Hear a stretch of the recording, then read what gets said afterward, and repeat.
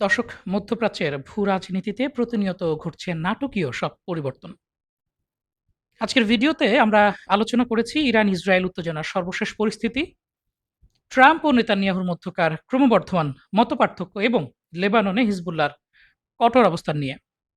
এছাড়াও থাকছে তুরস্কের ঐতিহাসিক হিজাজ রেলপথ সম্প্রসারণের মাধ্যমে হরমুজ প্রণালীর বিকল্প বাণিজ্য পথ তৈরির মেগা পরিকল্পনা নিয়ে। দর্শক, সালামু আলাইকুম। আমাদের সাথে আছে আমি ওমর ফারুক। চলুন ভিডিওটি শুরু করা যাক। ইরান ইস্যুতে ট্রাম্প এবং নেতানিয়াহুর মধ্যে মতপার্থক্য বাড়ছে। মধ্যপ্রাচ্যের ভবিষ্যৎ নিয়ে মার্কিন প্রেসিডেন্ট ডোনাল্ড ট্রাম্প এবং ইসরায়েলের প্রধানমন্ত্রী বেঞ্জামিন নেতানিয়াহুর মধ্যে ক্রমবর্ধমান মতপার্থক্য দেখা দিচ্ছে বলে জানিয়েছে অ্যাক্সিওস। মার্কিন কর্মকর্তাদের মতে ট্রাম্প বর্তমানে আঞ্চলিক উত্তেজনা কমাতে, চলমান সংঘাতের অবসান ঘটাতে এবং ইরানের সঙ্গে একটি কূটনৈতিক সমঝোতায় পৌঁছাতে আগ্রহী। অন্যদিকে নেতানিয়াহু ইরান এবং আঞ্চলিক মিত্রদের বিরুদ্ধে সামরিক চাপ অব্যাহত রাখার পক্ষে বেশি ঝুঁকছেন। সাম্প্রতিক সপ্তাহগুলোতে লেবানন ইস্যু এবং ইরানকে ঘিরে প্রশ্নে ওয়াশিংটন ও তেল আবিবের মধ্যে এই মতবিরোধ আরও স্পষ্ট হয়ে উঠছে। ট্রাম্প প্রশাসন যুদ্ধের পরিবর্তে সমঝোতার পথ খুঁজছে, আর নেতানিয়াহু কূটনৈতিক উদ্যোগের পরিবর্তে যুদ্ধের প্রতি অনেক বেশি আগ্রহী। এছাড়া একটি সংবাদ প্রকাশ করেছে ব্লুমবার্গ। ব্লুমবার্গ দাবি করেছে ইরানের গোপন পারমাণবিক কর্মসূচির ঝুঁকি বেড়েছে।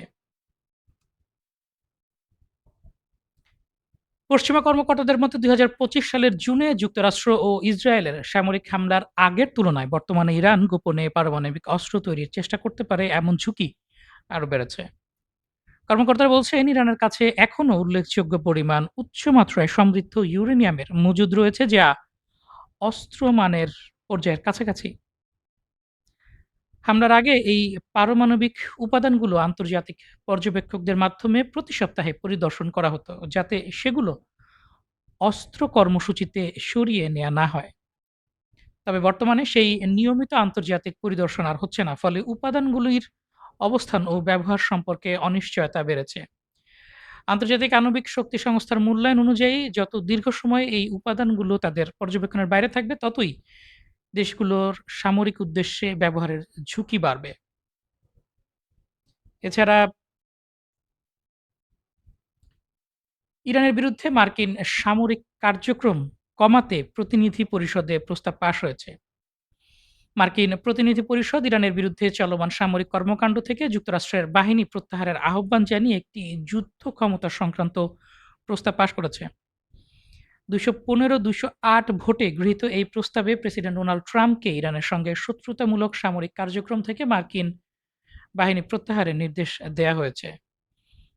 ভোটাভুটিতে ৪ জন রিপাবলিকান সদস্য নিজ দলের অবস্থানের বিপরীতে গিয়ে প্রস্তাবটির পক্ষে ভোট দিয়েছেন।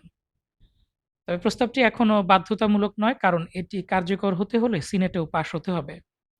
ফলে তাৎক্ষণিকভাবে এর বাস্তব প্রভাব নেই বললেই চলে। তবু এটি ইরান সংঘাতের ক্ষেত্রে কংগ্রেসের যুদ্ধ ক্ষমতা সংক্রান্ত সাংবিধানিক কর্তৃত্ব প্রতিষ্ঠার লক্ষ্যে প্রতিনিধি পরিষদে প্রথম সফল ভোট হিসেবে বিবেচিত হচ্ছে। একই সঙ্গে এই পদক্ষেপ ভবিষ্যতে কংগ্রেসের অনুমোদন ছাড়া ইরানের বিরুদ্ধে নতুন সামরিক অভিযান বা সম্প্রসারিত সামরিক পদক্ষেপ গ্রহণের ক্ষেত্রে রাজনৈতিক ও আইনগত চাপ বৃদ্ধি করবে। এছাড়া ওয়াল স্ট্রিট জার্নাল একটি প্রতিবেদন প্রকাশ করেছে।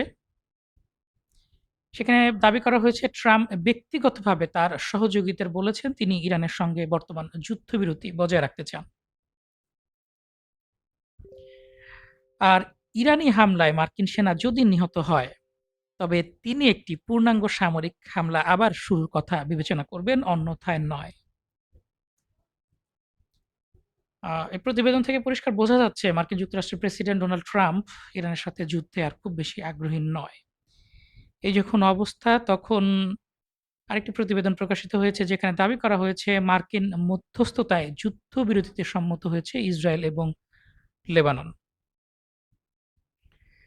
চুক্তি অনুযায়ী হিজবুল্লাহর পক্ষ থেকে সম্পূর্ণরূপে হামলা বন্ধ করা এবং লিতানি নদীর দক্ষিণাঞ্চল থেকে হিজবুল্লাহর সব সদস্য ও যোদ্ধা প্রত্যাহারের ওপর যুদ্ধবিরতির কার্যকারিতা নির্ভর করবে। লেবানন প্রকাশিত বিবৃতিতে বলা হয়েছে যে ইসরায়েলের প্রতি তাদের কোনো বৈরী উদ্দেশ্য নেই। একই বিবৃতিতে হিজবুল্লাহকে লেবানন রাষ্ট্রের শত্রু হিসেবে উল্লেখ করা হয়েছে। উভয় পক্ষ পরীক্ষামূলকভাবে কয়েকটি অঞ্চল নির্ধারণে সম্মত হয়েছে যেখানে শুধুমাত্র লেবাননের সশস্ত্র বাহিনী নিরাপত্তা নিয়ন্ত্রণ করবে। এসব এলাকায় রাষ্ট্রের বাইরে অন্য কোনো সশস্ত্র গোষ্ঠীর উপস্থিতি বা কার্যক্রমের অনুমতি থাকবে না। ইসরায়েল ও লেবানন পুনর্ব্যক্ত করেছে যে তারা একে অপরের প্রতি কোনো বৈরী উদ্দেশ্য পোষণ করবে না। দুই দেশ আস্থা বৃদ্ধি, অমীমাংসিত বিরোধ নিষ্পত্তি, বৃহত্তর শান্তি ও নিরাপত্তা চুক্তির লক্ষ্যে সরাসরি আলোচনা অব্যাহত রাখার প্রতিশ্রুতি দিয়েছে। আগামী ২২ জুন উভয় পক্ষ পুনরায় রাজনৈতিক ও নিরাপত্তা বিষয়ক আলোচনা আবারও শুরু করবে বলে জানা গিয়েছে। এই যখন অবস্থা, তখন ইরানের পররাষ্ট্রমন্ত্রী আব্বাস আরাকচি একটি বিবৃতি প্রদান করেছেন। বিবৃতিতে তিনি দাবি করেছেন, যদি ইসরায়েল বৈরুতে আক্রমণ করে তবে ইরানি বাহিনী ইসরায়েলের দখল করা অঞ্চলগুলোর ওপর হামলা চালাতে প্রস্তুত। এমনটি কিন্তু জানিয়েছেন ইরানের পররাষ্ট্রমন্ত্রী আব্বাস আরাকচি। এক্ষেত্রে ইরানি বাহিনী যে কোনো মুহূর্তে যুদ্ধ পুনরায় শুরু করতে এবং ইসরায়েলের ওপর হামলা চালাতে প্রস্তুত বলে তিনি জানান। এদিকে হিজবুল্লাহর নেতা নাইম কাসেম বলেন, ইসরায়েলের সঙ্গে আলোচনা একটি নির্লজ্জতা। অর্থাৎ তিনি ইসরায়েলের সঙ্গে চলমান বা সম্ভাব্য আলোচনার সমালোচনা করে এটিকে লজ্জাহীন ও অগ্রহণযোগ্য বলে আখ্যায়িত করেছেন। তিনি আরো বলেন, যতদিন ইসরায়েল লেবাননের ভূখণ্ডে অবস্থান করবে ততদিন প্রতিরোধ অব্যাহত থাকবে। অর্থাৎ তার বক্তব্য অনুযায়ী লেবাননে ইসরায়েলের উপস্থিতি বজায় থাকলে হিজবুল্লাহ তাদের প্রতিরোধ কার্যক্রম চালিয়ে যাবে। এবং পরবর্তীতে হিজবুল্লাহ সরকারকে জানিয়েছে, অর্থাৎ হিজবুল্লাহ লেবানন সরকারকে জানিয়েছে তারা লেবানন ও ইসরায়েলের মধ্যে মার্কিন মধ্যস্থতায় হওয়া শান্তি চুক্তি প্রত্যাখ্যান করেছে। দর্শক, এটি প্রত্যাখ্যাত হওয়ার মতো একটি বিষয়ে যে চুক্তিতে বলা হয়েছে যে হিজবুল্লাহ লেবানন রাষ্ট্রের এবং ইসরায়েলের উভয়েরই শত্রু।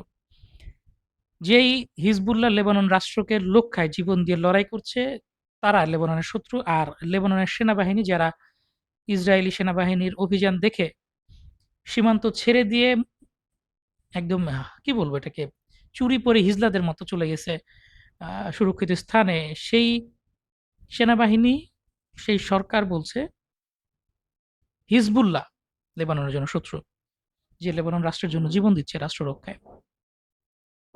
স্বাভাবিকভাবে এটি প্রত্যাখ্যাত হওয়ার মতোই বিষয়, কেননা যুদ্ধ চলছে হিজবুল্লাহ এবং ইসরায়েলের মধ্যে। হিজবুল্লাহকে কিছু করতে না পেরে ইসরায়েল প্রতিশোধ পরায়ণ হয়ে সাধারণ মানুষের উপর হামলা করছে। লেবাননের হিজবুল্লাহর সাথে আলোচনা না করে লেবানন সরকারের সাথে আলোচনা করছে ইসরায়েল। সেই আলোচনা কেন মেনে নেবে হিজবুল্লাহ? এবং এই যখন অবস্থা, তখন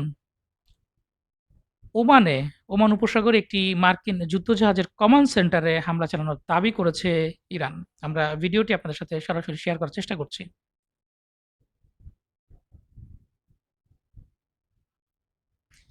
দেখছিলেন ওমান উপসাগরে একটি মার্কিন যুদ্ধজাহাজের কমান্ড সেন্টারে হামলা চালানোর ভিডিও ফুটেজ। এই সংবাদটি প্রকাশ করেছে ফার্স নিউজ এজেন্সি। এছাড়া কিছুক্ষণ আগে গাজা শহরের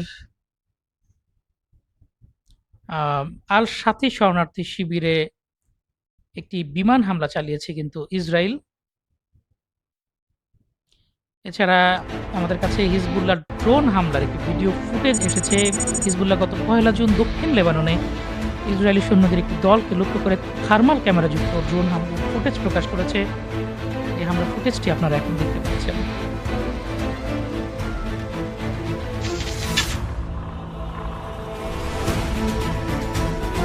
ইসরায়েলের সৈন্যরা কিন্তু রাত্রেবেলা চলাচল বাড়িয়ে দিয়েছিল, কারণ তাদের ধারণা ছিল যে হিজবুল্লাহ রাতে তাদের ওপর হামলা করতে পারবে না, রাতের অন্ধকারে তারা হামলা করবে। কিন্তু এখন হিজবুল্লাহ কিন্তু তাদের থার্মাল ইমেজিং, মানুষ শরীরের তাপকে ইমেজে রূপান্তর করতে পারে। অর্থাৎ মানুষের শরীরে যে 98 বা 99 ডিগ্রি ফারেনহাইট টেম্পারেচার থাকে, এইটাকে হাইলাইট করে এমন একটা ক্যামেরা ব্যবহার করে ড্রোন দিয়ে ইসরায়েলি সৈন্যদের লক্ষ্য করে হামলা চালিয়েছে। ভিডিও ফুটেজ প্রকাশ করেছে হিজবুল্লাহ। এটি কিন্তু বলে দিচ্ছে যে যুদ্ধের ডায়নামিক্স বা যুদ্ধের যে অবস্থা আছে এটি পরিবর্তিত হচ্ছে। প্রযুক্তি চলে এসেছে, লেবাননের গেরিলা সংগঠন হিজবুল্লাহর হাতে। তারা এটি দিনে রাতে সর্বস্থায় ব্যবহার করতে পারছে ইসরায়েলের বিরুদ্ধে, যেই প্রযুক্তির উপর আগে একচ্ছত্র আধিপত্য ছিল ইসরায়েলের এবং আমেরিকার। এই যখন অবস্থা, চারদিক থেকে ঘেরাও, চাপ, আঘাত, সমালোচনা মুখে পড়ে ইসরায়েলের প্রধানমন্ত্রী নেতানিয়াহু বলেছেন, আমেরিকার সাহায্যের আর প্রয়োজন নেই। আমরা জানি গতকাল ট্রাম্প নেতানিয়াহুকে ফোন করে বলেছিলেন যে, "তুমি কি পাগল হয়ে গেছো? Are you fucking crazy? আমি না থাকলে তুমি এখন জেলে থাকতা। তুমি এখন কি করছো এগুলো?" ইরানে যখন লেবাননের রাজধানী বৈরুতের সবচাইতে জনবসতিপূর্ণ, ঘনবসতিপূর্ণ একটি এলাকা তাহিয়াতে ব্যাপক হামলা এবং খালি করার নির্দেশ দিয়েছিল ইসরায়েল, তখন কিন্তু ইরান হুমকি দিয়েছিল, যদি দাহিয়াতে হামলা করা হয় তাহলে ইসরায়েলের দখলকৃত যে সমস্ত এলাকা আছে সেগুলোতে ইরান হামলা করবে এবং এর ফলে যুদ্ধবিরতি ভেঙে যাবে, পূর্ণমাত্রায় যুদ্ধ আবার শুরু হবে। ইরানের এই হুমকির পর মার্কিন প্রেসিডেন্ট ডোনাল্ড ট্রাম্প নেতানিয়াহুকে ফোন করে ধমক দেন, গালাগালি করেন এবং তাকে বাধ্য করেন দাহিয়াতে হামলা থেকে বিরত থাকতে। সামগ্রিক অবস্থা যখন এমন, আ ডোনাল্ড ট্রাম্প অবশ্য সেই ফোন আলাপে বলেছিল যে, "সবাই তোমাকে তোমার এই কর্মকাণ্ডের জন্য ঘৃণা করে নেতানিয়াহু, এবং তোমার জন্য ইসরায়েলকেও সবাই ঘৃণা করে।" এবং এরপর কিন্তু নেতানিয়াহু এখন বলছে যে, "আমেরিকার সাহায্যের আর প্রয়োজন নেই আমাদের।" আমরা last time, but video one of ফুটেজটি one of নেতানিয়াহুর the আপনাদের senators সাথে in শেয়ার the করার চেষ্টা American করছি। Senate said, if we had in Israel Netanyahu বলেন, "বিগত enough to বছরগুলোতে spend on আমেরিকা আমাদের যে Afghanistan, পরিমাণ সাহায্য করেছে তার we জন্য wouldn't have আমি to spend কৃতজ্ঞ। $1 trillion. কিন্তু এখন আর That we আমাদের would এর spend প্রয়োজন a নেই।" fraction of that, which is a few আমরা আমাদের billion সংবাদের শেষ dollars a year. পর্যায়ে But চলে I said we এসেছি। don't need that either. I mean, we A appreciate পর্যায়ে it. I appreciate তুরস্ক থেকে every একটি সংবাদ রয়েছে। amount of help. হরমুজ প্রণালীর বিকল্প বাণিজ্য পথ গড়তে ওমান পর্যন্ত হেজাজ রেলপথ সম্প্রসারণের পরিকল্পনা করছে তুরস্ক। তুরস্ক তার ঐতিহাসিক হিজাজ রেলপথ আধুনিকায়ন করে তা ওমান পর্যন্ত সম্প্রসারণের পরিকল্পনা করছে। দেশটির পরিবহন ও অবকাঠামো মন্ত্রী বলেন, এর মাধ্যমে হরমুজ প্রণালীর বিকল্প একটি বৈশ্বিক বাণিজ্য পথ গড়ে তোলা হবে। প্রকল্পের প্রথম ধাপে তুরস্ককে সিরিয়ার আলেপ্পোর সঙ্গে যুক্ত করা হবে। এজন্য বর্তমানে বিদ্যমান আলেপ্পো, দামেস্ক, জর্দান রেল নেটওয়ার্ক ব্যবহার করা হবে এবং একই সঙ্গে সৌদি আরবের কর্তৃপক্ষের সঙ্গে আলোচনা অব্যাহত থাকবে।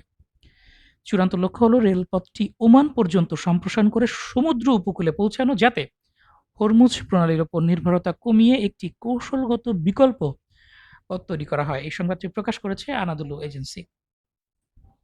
দর্শক, এই ছিল আমাদের আজকের সর্বশেষ আন্তর্জাতিক সংবাদ। আমাদের পরবর্তী সংবাদ দেখার আমন্ত্রণ জানিয়ে বিদায় নিচ্ছি। ভালো থাকবেন, সুস্থ থাকবেন। আল্লাহ হাফেজ। আসসালামু আলাইকুম।